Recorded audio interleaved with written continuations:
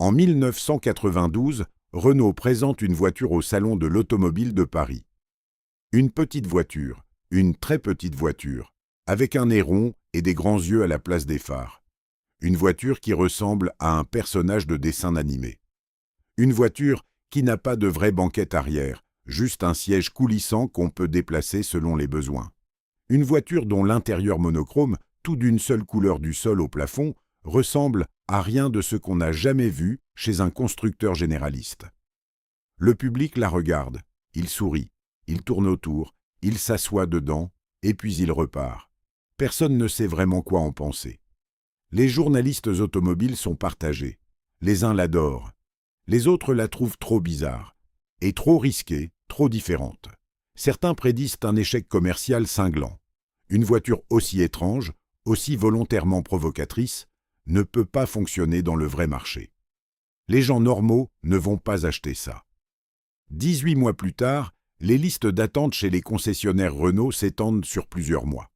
La voiture est en rupture de stock dans toute la France. Les usines Coppi n'arrivent pas à suivre la demande.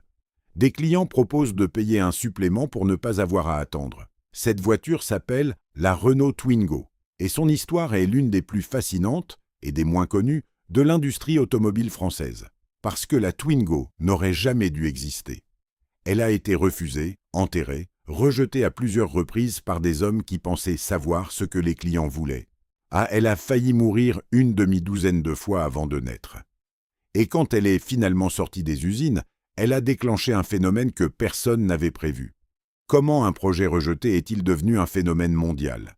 Comment une voiture que la direction de Renault ne voulait pas fabriquer a-t-elle fini par définir toute une époque de l'industrie automobile européenne ? C'est l'histoire secrète de la Renault Twingo. Pour comprendre la Twingo, il faut comprendre l'homme qui l'a imaginée. Il s'appelle Patrick Lequément. Il est designer. Et en 1987, quand il prend la tête du département de design de Renault, il arrive avec une conviction qui va immédiatement le mettre en opposition avec une grande partie de la direction de l'entreprise. Lequément pense que Renault s'ennuie. Ce n'est pas un jugement sentimental. Et c'est une observation professionnelle froide. Renault, à la fin des années 80, produit des voitures raisonnables, correctes, bien construites. La R19 est une bonne voiture familiale. La R21 est une berline honnête. La Clio, qui arrive en 1990, est un succès commercial solide. Mais aucune de ces voitures ne fait battre le cœur. Aucune ne provoque cette réaction viscérale, immédiate, presque irrationnelle, que les meilleures voitures savent déclencher. Aucune n'est mémorable pour une raison autre que sa compétence technique. Lequément a grandi à l'ombre de la DS, de la R5, de la R16, des voitures qui avaient une personnalité. Des voitures qui disaient quelque chose sur ceux qui les conduisaient. Des voitures qui existaient comme des présences, pas comme des appareils. Il veut retrouver ça. Et quelques mois après son arrivée, il convoque son équipe et lance une initiative qui, sur le moment, ressemble presque à une provocation. Imaginez la voiture la plus petite possible, pas la plus petite Renault, la plus petite voiture tout court, une voiture minimaliste, réduite à l'essentiel, et rendez-la désirable. C'est le point de départ de ce qui va devenir la Twingo. L'équipe qui se constitue autour du projet est jeune. Volontairement jeune. Lequément ne veut pas des designers qui ont passé 20 ans à faire des compromis, à arrondir les angles, à négocier avec les contraintes industrielles. Il veut des gens qui ne savent pas encore ce qu'on n'est pas censé faire.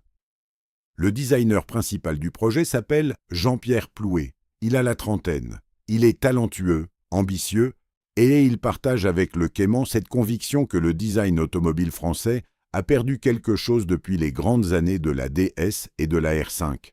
Plouet commence à travailler. Et assez rapidement, une direction s'impose. La voiture doit être un monovolume. Pas un monovolume familial comme le Renault Espace, grand, spacieux, conçu pour les familles nombreuses. Un micro-monovolume. Une voiture dont la forme répond à une logique simple et implacable. Maximiser l'espace intérieur en minimisant l'encombrement extérieur. La logique du monovolume, c'est d'éliminer le capot moteur proéminent qui mange de la longueur sans créer d'espace habitable. Si on place le moteur à l'avant, sous le plancher ou à l'arrière, On libère l'ensemble de la longueur du véhicule pour les occupants. La voiture peut être courte extérieurement et spacieuse intérieurement. C'est une idée simple, presque trop simple. Et les idées simples, en industrie automobile, sont souvent les plus difficiles à faire accepter. Le premier prototype interne est présenté à la direction de Renault en 1988, et il est rejeté, pas poliment, pas avec des réserves nuancées et des demandes de modification, rejeté franchement.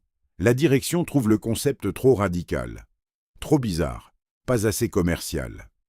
Le Cayman retourne à son bureau. Il ne lâche pas, il ajuste, il affine, il prépare une nouvelle présentation. En 1989, il représente le projet. Nouvelle version, légèrement modifiée, mieux argumentée commercialement, rejetée à nouveau. La direction de Renault n'est pas convaincue.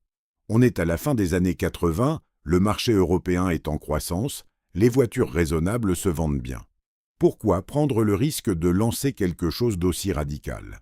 Pourquoi investir dans un concept aussi non conventionnel alors que la Clio, sage et conventionnelle, va vraisemblablement cartonner?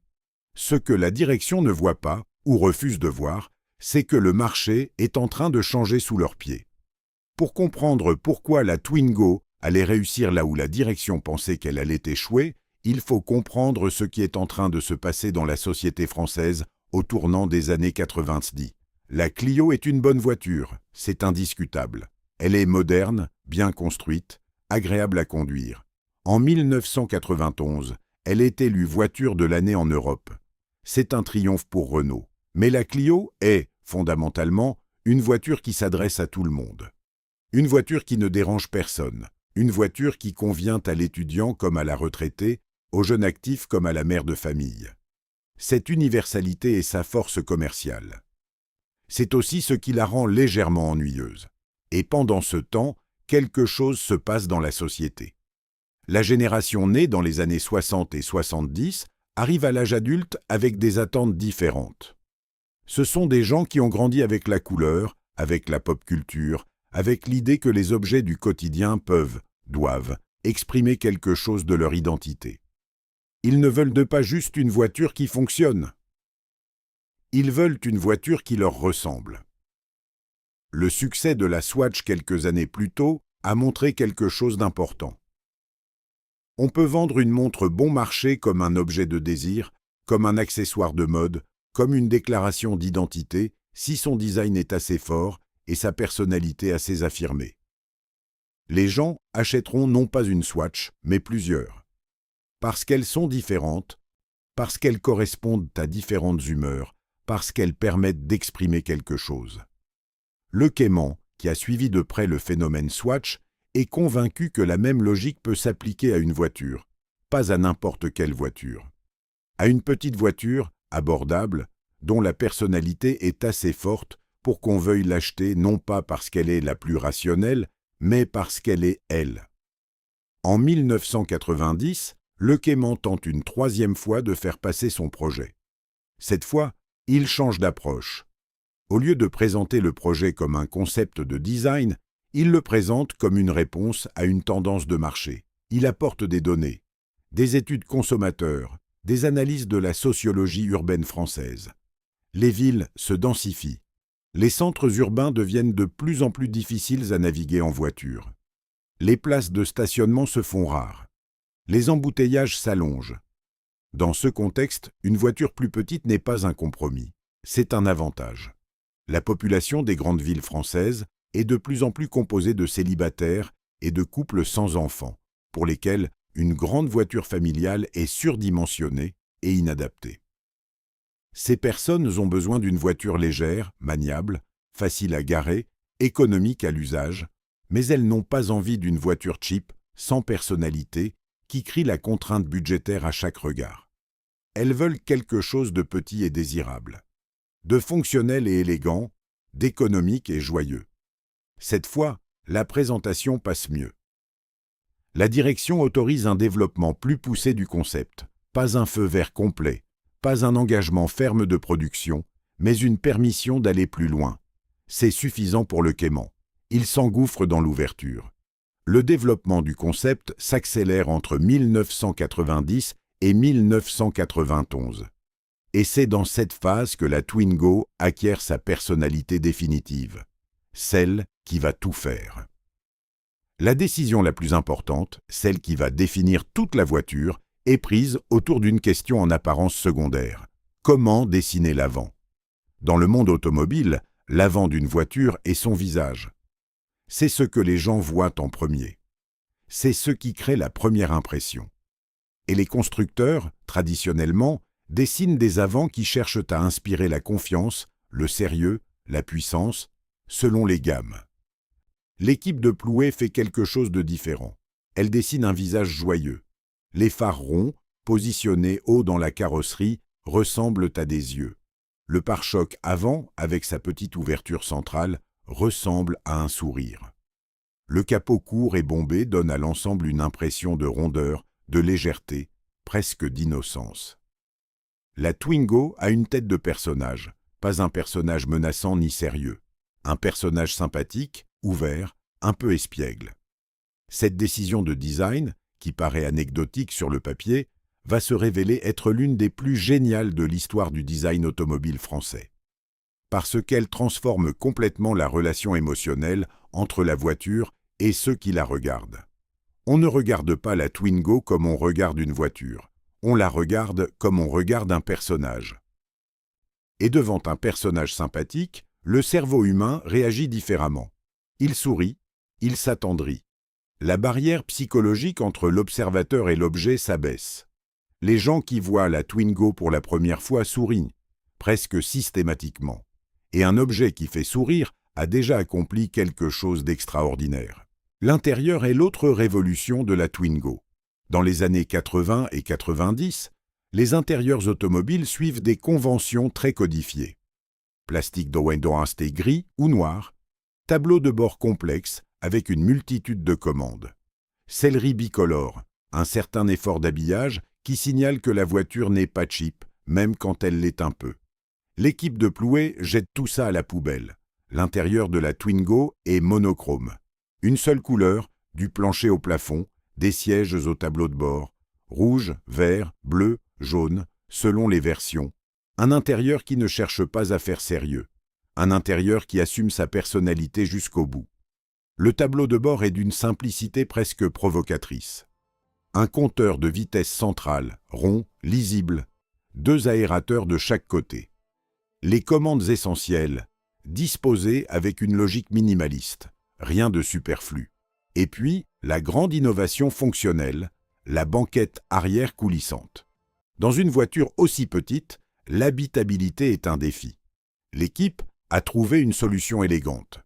La banquette arrière peut coulisser longitudinalement, vers l'avant ou vers l'arrière, et peut également se rabattre complètement pour créer un espace de chargement plat. En position avancée, elle libère de l'espace pour les bagages. En position reculée, elle offre de la place aux jambes des passagers arrière. C'est une solution simple, peu coûteuse et terriblement efficace. Elle transforme une voiture à 2 places réelles en une voiture à 4 places crédibles ou en un petit utilitaire selon les besoins. La Twingo n'est pas seulement une voiture, c'est une voiture transformable. Si cette histoire de projets rejetés qui deviennent des phénomènes te passionne, abonne-toi à la chaîne. Chaque semaine, on raconte ces sagas industrielles que les livres d'histoire officiels n'osent pas raconter. Et maintenant, revenons à la Twingo, au moment où elle doit affronter l'épreuve ultime, convaincre des gens qui n'y croyaient toujours pas. En 1992, la décision de production est finalement prise, mais elle est prise de justesse. Dans les couloirs de Renault, le débat a été long, tendu, parfois violent. Les partisans du projet ont dû batailler contre une résistance institutionnelle profonde. Les arguments contre la Twingo ne manquaient de pas. Certains portaient sur le marché. Est-ce qu'il y a vraiment une demande pour quelque chose d'aussi radical? D'autres portaient sur l'image de marque. Est-ce que Renault risque de se ridiculiser avec une voiture qui ressemble à un jouet? D'autres encore portaient sur la technique. Le moteur positionné à l'avant sous le tableau de bord est une solution non conventionnelle qui crée des défis d'accessibilité pour la maintenance. Mais en 1992, Raymond Lévy, le président de Renault, tranche. la Twingo sera produite. Elle sera présentée au Salon de Paris. Et si le public la rejette, on aura au moins su qu'on a essayé. Cette décision courageuse, parce que c'en est une, dans un contexte industriel où les risques sont énormes et les conséquences d'un échec potentiellement catastrophique, va changer l'histoire de Renault. Le Salon de Paris de septembre 1992. La Twingo est là, dans un angle du stand Renault, pas mise en avant de manière excessive. Renault est prudent. Il ne veut pas parier toute sa communication sur une voiture aussi risquée. Et le public arrive. Les premières heures sont étranges. Les visiteurs du salon s'approchent de la Twingo avec une sorte de méfiance amusée. Ils la regardent de loin d'abord, puis ils s'approchent. Puis ils sourient. Presque tous sourient. Ils s'assoient dedans. Ils jouent avec la banquette coulissante. Ils regardent l'intérieur monochrome. Certains rient, c'est si différent de tout ce qu'ils connaissent. Les sondages d'intention d'achat réalisés pendant le salon donnent des résultats qui surprennent même les plus optimistes de l'équipe Twingo. Un pourcentage significatif des visiteurs qui se sont assis dans la voiture déclarent qu'ils l'achèteraient. Pas peut-être, pas je verrai. Ils l'achèteraient, ce n'est pas unanime. Il y a des gens qui la trouvent trop bizarre, trop petite, trop peu sérieuse. Mais ceux qui l'aiment vraiment. Et dans le marché automobile, un produit qui provoque un amour fort chez une partie du public est souvent plus puissant commercialement qu'un produit que tout le monde trouve correct sans en être enthousiaste. La Twingo arrive chez les concessionnaires en mars 1993. Prix de départ, 56 900 francs. Environ 8 700 € en valeur actuelle. C'est abordable. Très abordable pour une voiture neuve. Et quelque chose d'inattendu se produit immédiatement. Les commandes affluent. Pas graduellement, pas avec la progression douce d'un produit qui monte lentement en puissance. Immédiatement. Dès les premières semaines, les concessionnaires sont débordés. Les carnets de commandes s'emplissent. Les délais s'allongent. L'usine de Flins, qui produit la Twingo, tourne à plein régime. Ce n'est pas suffisant. On ajoute des équipes. On augmente la cadence. Ce n'est toujours pas suffisant. En quelques mois, la Twingo est en rupture de stock dans toute la France. Des concessionnaires Top-White rapportent donc que des clients proposent de payer des suppléments non officiels pour obtenir leur voiture plus vite. Des phénomènes qu'on observe habituellement lors de sorties de Ferrari ou de Lamborghini, pas lors du lancement d'une citadine à 57 000 francs. Qu'est-ce qui se passe? Il y a plusieurs explications à ce phénomène, et elles sont toutes vraies simultanément. La première explication est la personnalité de la voiture. La Twingo n'est pas seulement une bonne voiture, c'est une voiture avec une personnalité si forte, si affirmée, si reconnaissable, qu'elle crée immédiatement un sentiment d'appartenance. Les gens qui achètent une Twingo ne se contentent pas d'acheter un moyen de transport. Ils rejoignent un club. Ils font un choix qui dit quelque chose sur eux, qu'ils sont originaux, qu'ils ont le sens de l'humour, qu'ils ne se prennent pas trop au sérieux. Dans une époque où la voiture est de plus en plus un marqueur d'identité sociale, cette dimension est extraordinairement puissante. La deuxième explication est la praticité radicale. La Twingo est courte, 3,59 m, à Paris, à Lyon, à Bordeaux, dans les centres-villes français qui se densifient, cette longueur est un avantage absolu. Elle se gare partout, dans des espaces que d'autres voitures ne peuvent pas utiliser. Elle tourne court, elle est légère, elle ne stresse pas son conducteur dans les situations de circulation difficiles. Et à l'intérieur, grâce à sa forme monovolume et sa banquette coulissante, elle est plus spacieuse qu'elle n'en a l'air. Des familles avec un enfant la choisissent. Des célibataires urbains la choisissent. Des retraités qui veulent quelque chose de facile à manœuvrer la choisissent. Elle est multifonction de manière naturelle. La troisième explication est le prix. 56 900 francs pour une voiture neuve avec une personnalité pareille. C'est accessible à un public très large. Étudiants, jeunes actifs, gens à budget serré qui refusent de faire une croix sur le style et le caractère, tous peuvent se l'offrir. Mais il y a une quatrième explication, moins évidente, que les analystes ont mis du temps à identifier. La Twingo arrive au bon moment dans le cycle de l'ennui. Le début des années 90 est une période de grisaille dans le design automobile européen. Après les excès créatifs des années 80, les formes anguleuses, les couleurs vives, les graphismes audacieux, l'industrie automobile s'est repliée vers un rationalisme sobre et un peu triste. Les voitures sont bien construites, bien équipées, bien pensées, et incroyablement sans saveur. La Golf 3, qui sort en 1991, est une bonne voiture, mais elle est d'un sérieux mortellement ennuyeux. La Peugeot 306, qui arrive en 1993, est compétente et jolie, mais elle ne fait pas sourire.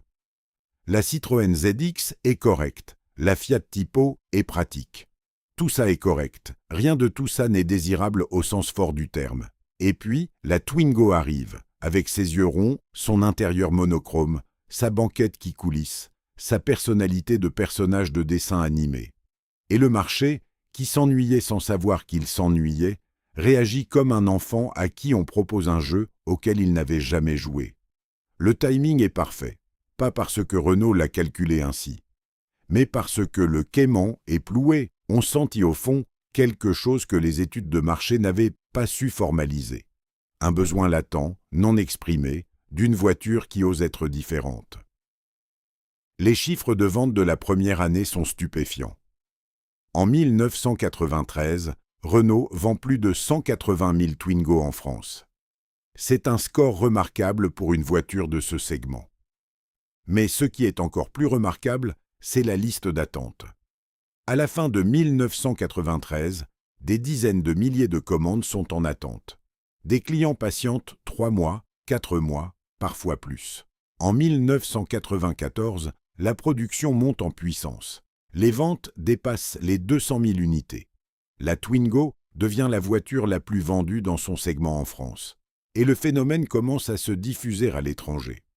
En Allemagne, la Twingo trouve un public d'adopteurs enthousiastes dans les grandes villes. Berlin, Munich, Hambourg, les centres urbains allemands adoptent la petite française avec une affection qui surprend les analystes. En Italie, en Espagne, aux Pays-Bas, le même phénomène se produit. La Twingo n'est pas une voiture que les clients choisissent parce qu'elle est la plus rationnelle. Elle est une voiture qu'ils choisissent parce qu'ils la veulent, parce qu'elle les fait sourire, parce qu'elle correspond à quelque chose qu'ils n'arrivent pas toujours à formuler clairement, mais qu'ils ressentent immédiatement. La presse automobile, qui avait été prudente au moment du lancement, commence à réviser ses jugements. Les magazines spécialisés lui consacrent des couvertures. Les essais sont enthousiastes. On parle de révolution dans le design automobile. On parle de retour du caractère dans une industrie qui l'avait perdu. On compare la Twingo à la R5, à la DS, aux grandes étapes du design automobile français. Patrick Le Cayman, qui avait dû se battre pendant 5 ans pour que sa voiture soit construite, devient une star du design international. Il est invité dans des conférences, il donne des interviews, il reçoit des prix. Mais ce qui le touche le plus, ce ne sont pas les prix ni les articles.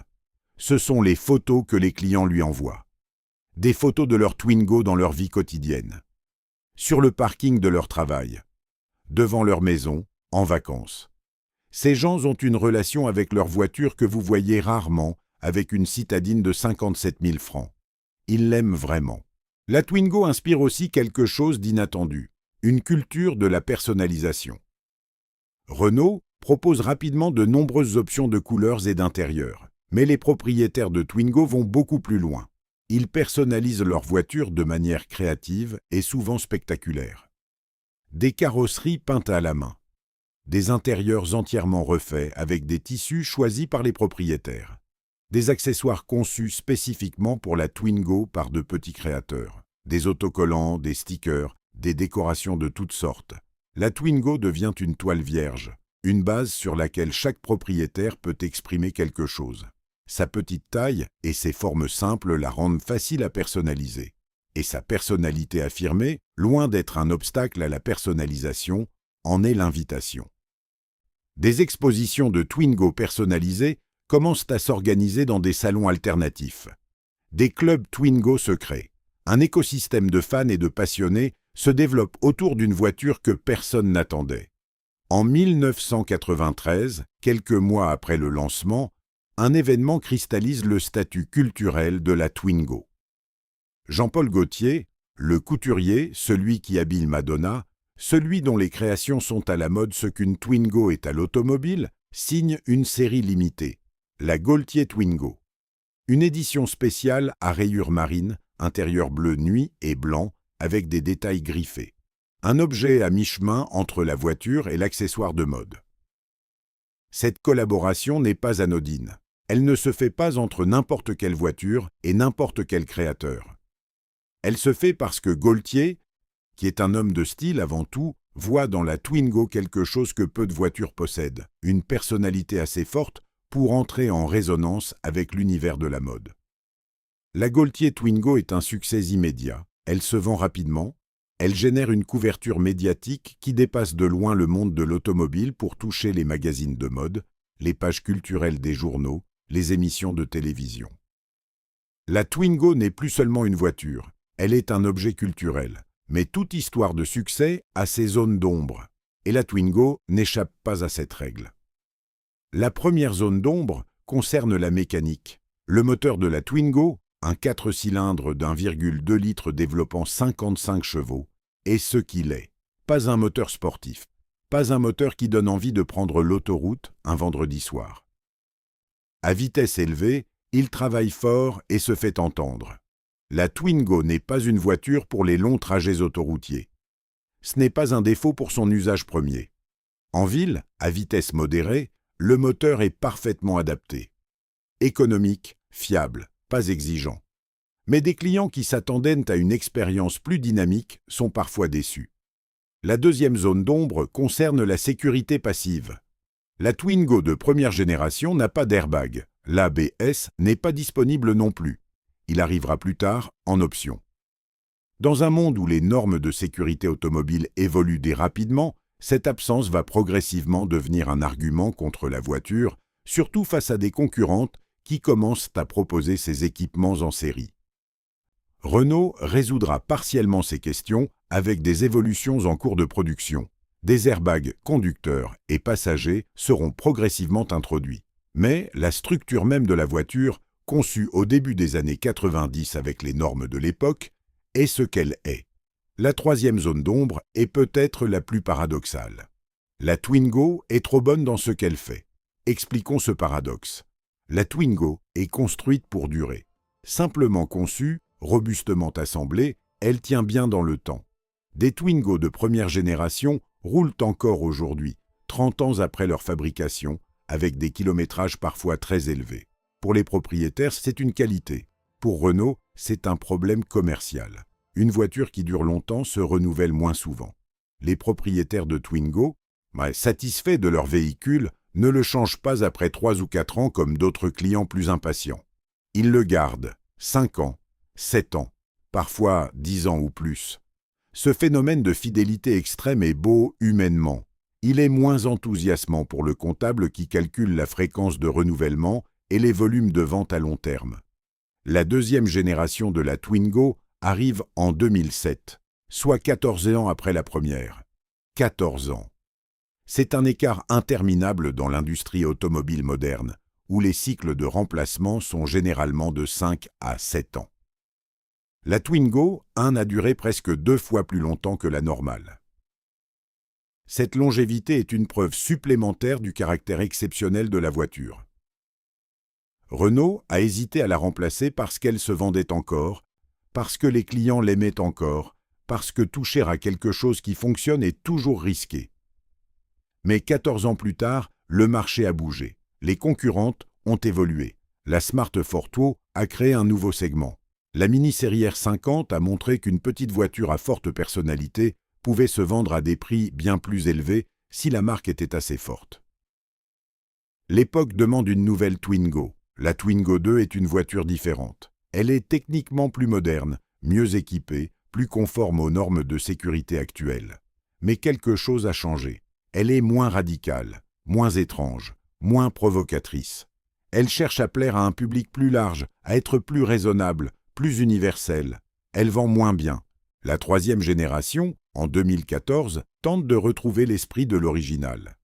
Elle est conçue en partenariat avec Smart, une collaboration entre Renault et Daimler qui permet de partager les coûts de développement. Le moteur est désormais positionné à l'arrière, comme dans une Smart, ce qui donne à la voiture une vraie propulsion arrière et une maniabilité urbaine exceptionnelle. La Twingo 3 est une voiture réussie techniquement. Elle se vend bien dans les villes. Ses performances en conduite urbaine, avec ce moteur arrière qui permet un rayon de braquage quasiment nul, sont impressionnantes. Mais elle ne provoque plus le même phénomène que la première génération. Elle est aimée, appréciée, recommandée. Elle n'est plus adulée, collectionnée, transformée en objet culturel. Le miracle du début des années 90, cette convergence parfaite entre une idée radicale, un marché qui avait besoin d'être surpris et un timing parfait, ne se reproduit pas. Ces choses-là ne se reproduisent pas, par définition. Alors, qu'est-ce que l'histoire de la Twingo nous apprend vraiment? Elle nous apprend d'abord quelque chose sur le courage industriel. Le Cayman a proposé son projet à des décideurs qui ne le voulaient bim pas. Il a été rejeté. Il a insisté. Il a été rejeté à nouveau. Il a insisté encore. Et au bout du compte, il a eu raison. Pas parce qu'il était têtu, mais parce qu'il avait vu quelque chose que les autres n'avaient pas su voir, et qu'il avait eu la conviction de défendre cette vision face à la résistance institutionnelle. Dans les grandes organisations, cette forme de courage est rare, et quand elle est absente, les projets qui auraient pu changer les choses meurent dans des réunions, étouffés par le consensus du raisonnable.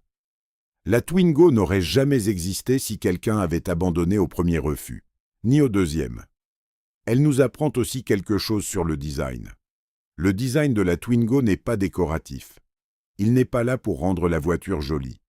Il est là pour lui donner une identité si forte qu'elle crée une relation émotionnelle avec ceux qui la regardent et ceux qui la conduisent. Cette relation émotionnelle est commercialement précieuse d'une manière que les feuilles de calcul ne savent pas mesurer. Elle crée de la fidélité. Elle crée du bouche à oreille. Elle crée de la désirabilité. Elle transforme une cliente potentielle en ambassadrice enthousiaste. Les constructeurs automobiles ont mis des décennies à comprendre ce que la Twingo avait montré dès 1993, qu'une voiture peut être un objet d'amour, pas seulement un outil de transport. Et que les voitures qu'on aime vraiment se vendent différemment, et souvent mieux, que celles qu'on choisit rationnellement. Elle nous apprend enfin quelque chose sur le moment. La Twingo a réussi parce qu'elle est arrivée au bon moment, dans un marché qui s'ennuyait, dans une société qui cherchait à exprimer son identité à travers ses objets du quotidien, dans un contexte urbain qui rendait la petite voiture à forte personnalité infiniment plus pertinente que la grosse berline passe-partout. Ce bon moment n'était pas le fruit du hasard. Il était le fruit d'une observation attentive de ce qui se passait dans la société, dans les villes, dans les comportements des gens. Le Cayman et son équipe n'avaient pas fait des études de marché conventionnelles. Ils avaient regardé le monde avec des yeux d'artistes autant que d'ingénieurs. Et ils avaient vu quelque chose. Aujourd'hui, en 2024, la Twingo est sur le point de disparaître. Renault a annoncé la fin de la production de la 3e génération. La marque va dans une autre direction, vers l'électrique, vers des voitures différentes. Mais la première Twingo, elle, ne disparaît pas vraiment. Elle vit dans la mémoire de ceux qui en ont eu une, dans les photos d'une époque où les voitures avaient encore le droit d'être joyeuses, dans les collections de passionnés qui en préservent des exemplaires avec un soin minutieux, dans les prix de vente des Twingo 1 en bon état, qui ont régulièrement augmenté ces dernières années, alors que les collectionneurs commencent à réaliser ce qu'elles représentent. Et elle vit dans chaque voiture depuis 1993 qui a osé avoir une personnalité forte. La Smart, la Mini Série R, la Fiat 500 moderne, la Citroën C3 Aircross. Toutes ces voitures qui ont compris qu'un objet du quotidien peut être un objet de désir si son design est assez courageux, toutes ces voitures sont, d'une certaine manière, les filles de la Twingo. En 1987, Patrick Le Cayman arrive chez Renault et dit que Renault s'ennuie. En 1993, la Twingo sort des usines et change cette réalité de manière définitive. Entre les deux, 5 ans de refus, de batailles internes, de décisions courageuses prises par des hommes qui auraient pu, à tout moment, choisir la facilité du raisonnable. Un projet rejeté. Une voiture devenue phénomène. Et la preuve, une fois de plus, que les choses les plus intéressantes qui arrivent dans l'industrie ne viennent jamais des gens qui demandent d'abord la permission. Elles viennent de ceux qui insistent jusqu'à ce qu'on les laisse faire. Si cette histoire vous a plu, abonnez-vous à la chaîne. Chaque semaine, on raconte les coulisses de l'industrie automobile, les projets secrets, les batailles internes, les décisions qui ont changé l'histoire. Et si vous avez eu une Twingo première génération, racontez votre histoire en commentaire. Ces voitures méritent qu'on se souvienne d'elles.